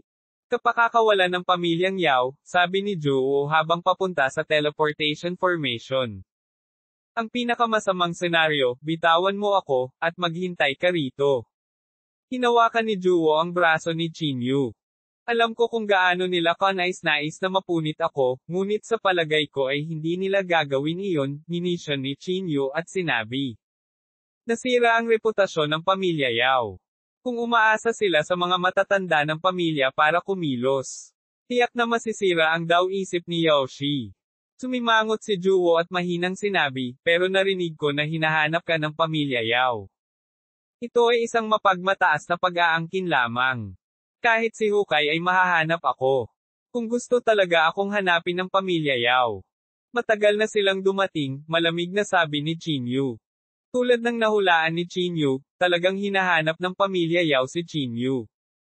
Gayunpaman, wala silang magagawa kahit na mahanap siya. Sa makatuwid, kinuha ni na Chin Yu at Juwo ang teleportation formation at dumiretso sa Pamilya Yao. Ang lungsod ng Yao, ang lungsod ng Pamilyang Yao, ay nagkaroon ng walang kapantay na kadakilaan at kadakilaan. Ang mga pader ng lungsod ay daan-daang talampakan ng taas, at lahat ng uri ng proteksyon na pormasayon na maaaring hamarang sa lahat ng pag-atake ay nakaukit sa kanila. Sa pagbubukas ng tarangkahan ng lungsod, dalawang matataas na batong leon ang naglabas ng kanilang mga pangil at nagangat ng kanilang mga kuko. Nanlaki ang kanilang mga matahabang. Nakatingin sa labas ng tarangkahan ng lungsod na para bang kayang lumunin ng buhay ang kanilang mga kaaway. Matagal nang nakasanayan ni Chin Yu ang eksenang ito. Ang tanging ikinagulat ni Chin Yu ay ang lahat ng tao sa lungsod na ito ay mula sa willing tulay kung paano tayo nagkakilala. Yao Pamilya. Sa makatuwid, hindi nagtagal pagkatapos tumuntong si Chin Yu sa Yao City, siya ay tinarget ng maraming tao. Ang kanilang nagyayelong mga titig ay kasing lamig ng nagyayelong hangin na tumatagos sa buto. Kung nakakapatay ang ekspresyon ng mata, matagal nang naging malamig na bangkay si Chin Yu. Hindi nagtagal, hindi na napigilan ng ilang tao ang kanilang sarili. Hinarang ng ilang batang magsasaka ang daan ni Chin Yu. Malamig na nakatitig kay Chin Yu, ang napakalaking nakakatakot na hangarin sa pagpatay ay lumabas sa kanilang mga katawan. Bakit? May gusto ka ba sa akin? Si Chin Yu ay tila walang malasakit, hindi siniseryoso ang ilang taong ito. Ang isa sa kanila ay sumigaw, sinaktan mo lang ng husto ang ating banal na anak. How dare you come to Yao City? Ikaw ay talagang mapangahas. Bakit hindi ako maglakas loob? Gumisi si Chin Yu at sinabi. Si Yao Shi mismo ay hindi gaanong sanay at nawala sa akin. Hindi niya masisisi ang iba. Bullshit. Ang aming banal na anak ay naging mabait na hinayaan ka ng madali. Kung hindi, paano ka magiging kapareha para sa ating banal na anak? Sigaw ng isa pang binata. Gumisi si Chin Yu at sinabing, naniniwala ka ba dito? Ano? Napakasakit bang tauna ng Pamilya Yao? Nakakahiya. Ikaw. Agad na ikinagalit ni Chin Yu ang ilang taong ito, ngunit sila ay walang magawa dahil sa kanilang mahinang lakas. Walang nang ahas na gumawa ng hakbang laban kay Chin Yu. Si Chin Yu ay hindi mapakali sa kanila. Itinabi niya ang lahat at patuloy na sumugod patungo sa Pamilya Yao. Nakatagpo si Chin Yu ng maraming malamig na tingin sa daan, ngunit walang pumipigil sa kanya. Hindi nagtagal, dumating sina Chin Yu at Juwo sa main gate ng Pamilya Yao. Ang gate ay hindi kapani-pani walang kahanga-hanga, na sumasagisag sa malakas na lakas ng Pamilya Yao. Huminga ng malalim si Chin Yu at akmang hahakbang pasulong nang may direktang itinapon palabas. Huwag mong isipin na hindi ko alam ang tungkol sa relasyon ninyo ng Chinyo na iyon. Pareho kayong nanggaling sa iisang lugar, kaya talagang magkakilala kayo. Tama. Tinaktan ni Chinyo ang banal na anak, at mayroon ka pa ring lakas ng loob na manatili sa pamilyang Yao. Ikaw ay isang walang kwentang tao na hindi marunong magtanim. At gusto mo pa ring i-moch ang pamilya Yao. Ang ilan sa kanila ay nagmumura, at ang taong itinapon ay walang iba kundi si Yao Meng. Natahimik si Yao Meng. Puno ng mga pasa ang kanyang katawan, at pilit siyang bumangon. Sa sandaling ito, inabot ni Chinyo at tinulungang tumayo si Yao Meng. Natigilan si Yao Meng. Tumangala siya at nakita ang pamilyar na mukha ni Chinyo. Chinyo? Ikaw. Ibinuka ni Yao Meng ang kanyang bibig sa gulat at saya. Ahaha, itong si Chinyo ay talagang pumunta sa pintuan. Yao Meng? Paano mo ito ipapaliwanag? Agad na sumigaw ang iilang Yao family cultivators. Nang makita nila ito. 2,110 faith-defying disease hindi. Umimik si Yao Meng. Mukhang nasanay na siya sa ganitong uri ng pang-aabuso. Tinuportahan ni Chinyo si Yao Meng. Tumingin siya sa mga magsasaka at malamig na sinabi, hindi nyo gusto si Yao Meng dahil hindi na siya marunong mag-cultivate. Bakit marami kayong dahilan? So paano kung totoo? Gumisi ang iilang tao at sinabing. Kung gayon, alam mo ba ang talento ni Yao Meng? Gumisi si Chinyo at sinabi. Alam mo bang ang kanyang talento ay dating kapantay ni Saint Gu? Hahaha. Biglang nagtawanan ng grupo ng mga tao na para bang narinig nila ang pinaka-nakakatawang biro sa mundo. Siya. Talento. Chinyo? Ang lakas ng loob mong sabihin yan. Isa lang siyang walang kwenta. Naglakas loob ka na sabihin na hindi siya mas mababa kay Saint Gu. Hinayla ni Yao Meng ang braso ni Chinyo at mahinang sinabi, kalimutan mo na ito. Hindi pinansin ni Chinyo si Yao Meng. Gumisi siya at sinabing, kung gayon, mangyaring buksan ang iyong mga mata ng malapad. Hindi magtatagal, ang pangalan ni Yao Meng ay mapabilang sa mga nakababatang henerasyon ng banal na rehiyon. Sabihin ko sa iyo, tiyak na pagsisisihan ito ng pamilyang Yao. Pagkatapos sabihin ito, hinayla ni Chinyo si Yao Meng. Ang ilan sa kanila ay umalis sa Yao City at nakarating sila sa isang kalapit na lungsod at pansamantalang naupo. Si Yao Meng na makita si Chinyo at sinabing, ngayon na hinahanap ka ng pamilya Yao. Bakit naglakas loob ka pa ring pumunta sa Yao City? Hindi ba dahil hinahanap ka niya? Galit na sabi ni Juwo, hinahanap ako. Natigilan si Yao Meng, at tila hindi niya naintindihan ang misteryosong sinabi ni Chinyo, gusto kitang bigyan ng sorpresa. Kung ano ang sorpresa, huwag itanong. Pilasan mo at kumain. Natigilan si Yao Meng at pagkatapos ay tumingin kay Chinyo. Alam niya ang karakter ni Chinyo dahil sinabi niya iyon, tiyak na may dahilan siya. Kaya naman tumango siya at nagsimulang tumuon sa pagkain. Sa hapagkainan, hindi na nagsalita sina Chinyo at Juwo at tahimik lang silang kumain. Chinyo? Saan mo ako dadalhin? Hindi maiwasang magtanong ni Yao Meng. Bakit ka hinahanap ng pamilyang Yao? Mahiwagang ngumiti si Chinyo at bahagyang nagbibiro, malalaman mo rin sa lalong madaling panahon. Ang lugar na dadalhin kita sa oras na ito ay magiging punto ng pagbabago sa iyong buhay. Ang puso ni Yao Meng ay puno ng pag-asa at pagdududa. Naniniwala siyang hindi siya aalisin ni Chinyo sa Yao City nang walang dahilan. Ito ay dapat na isang mahalagang dahilan. Hindi nag-aksaya ng oras si Chinyo. Siya at si Juwo ay muling bumalik sa Quiet Wind City at dumating sa tirahan ni Li Shen. Saan ang lugar na ito? Naguguluhang tanong ni Yao Meng. Hindi sumagot si Chinyo.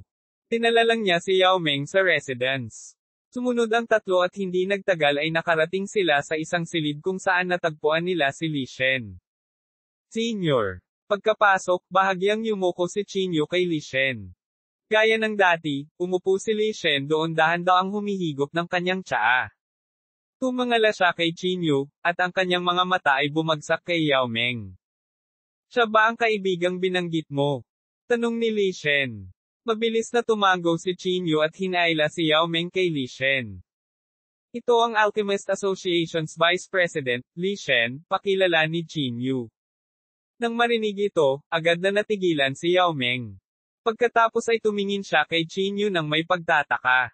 Hindi maitago ang pananabik at pagkagulat sa kanyang mga mata. Noon pa man ay gustong bisitahin ni Yao Meng ang Alchemist Association, ngunit hindi siya kwalipikadong gawin iyon. Ang pamilyang Yao ay hindi nais na mag-aksaya ng oras sa kanya, kaya hindi maaaring linangin ni Yao Meng. Senior, si Yao Meng ay nagmula sa kabilang panig ng universo. Nang siya ay bumaba sa banal na rehiyon, siya ay nahawahan ng kakaibang sakit at hindi na makapagtanim mula noon, detalyadong paliwanag ni Qin Yu, nakaupo sa tapat ni Li Shen. Sumulyap si Li Shen kay Yao Meng at sinabing, siya ay nagdurusa mula sa fate-defying disease. Nang marinig ni Yao Meng ang pangalang ito, nagulat siya. Hindi pa niya narinig ang tungkol sa sakit na ito. Hindi niya maiwasang magtanong. Ano ang sakit na lumalaban sa kapalaran? Humigop ng tsaa si Li Shen at mahinahong ipinaliwanag, ang sakit na sumasalungat sa kapalaran ay isang pambihirang sakit. Hindi magandang kalagayan sa paglilinang ng dawis. Ang sakit na ito ay magiging sanhi ng tunay na diwa sa katawan na umikot ng baligtad. Na hindi maayos na makakasama sa kapangyarihan ng langit at lupa, at sa gayon ay mawala ng kakayahang magtanim. Si Yao Meng ay nakinig ng mabuti, at isang masalimuot na pakiramdam ang namuo sa kanyang puso na matagal na niyang nasanay sa katotohanan. Hindi niya kayang linangin ang kanyang kalagayan ng mas malinaw nang marinig niya ang pangalang ito. Tuldok. Hindi maiwasang magtanong ni Yao Meng na may bahid ng kawalan ng kakayahan at pagkalito na. Bahagyang napakunot ang noo ni Li Shen. Tuldok. Madalas itong sanhi ng pagsalakay ng malakas na negatibong enerhiya. Ang negatibong enerhiyang ito ay kadalasang nagmumula sa ilang makapangyarihang masamang pag-iral o sinaunang bawal. Nang marinig ito ni Yao Meng, nakaramdam siya ng lamig sa kanyang puso. President Li, mayroon ka bang solusyon? Sok-sok? Bakit mas nababalisa ka kaysa sa kanya?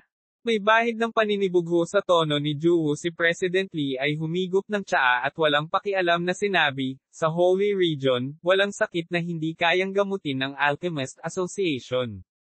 Nang marinig ito, si Qin Yu at Yao Meng ay tuwang-tuwa at labis na nasasabik, bukas, maaari kayong pumunta sa Alchemist Association kasama ko, halos sabay na sabi ni Qin Yu at Juwu, maraming salamat, President Li. Bahagyang tumango si Li Shen. Ang kanyang mga mata ay bumagsak kay Yao Meng, at sinabi niya sa seryosong tono, gayunpaman, Yao Meng, kailangan mong maunawaan na ang fate-defying disease ay hindi madaling gamutin. Kahit na ang Alchemist Association ay may ilang mga pamamaraan at mapagkukunan, ang tagumpay ay hindi mataas. Dapat kang maging handa sa pag-iisip. Nang marinig ang paalala ni Li Shen, napakagatlabi si Yao Meng at tumango na may determinadong ekspresyon, na nagpapahiwatig na handa na siya sa pag-iisip. Pagkatapos noon, nagpaalam si Qin Yu kay Li Shen at nagplanong umalis. Qin Yu, balak mo ba talagang hindi sumali sa Alchemist Association? Biglang nagtanong si Li Shen sa sandaling ito. Mapait na ngumiti si Qin Yu at sinabing, salamat sa iyong mabait na alok, Pangulong Li. Tiyak na hindi kita bibiguin kung may pagkakataon. Sa hinaharap, nang makitang determinado si Qin Yu, hindi na nagsalita pa si Li Shen at tumango. Pagkaalis ng tirahan, pansamantalang nakahanap ng matutuluyan si Qin Yu at ang iba pa. Komplikado ang ekspresyon ng mata ni Yao Meng. Tumingin siya kay Qin Yu at ibinoko ang kanyang bibig na parang may gustong sabihin. Tuldok. Gayunpaman, pagkatapos mag-alinlangan ng mahabang panahon, ang tanging nasabi niya ay, salamat.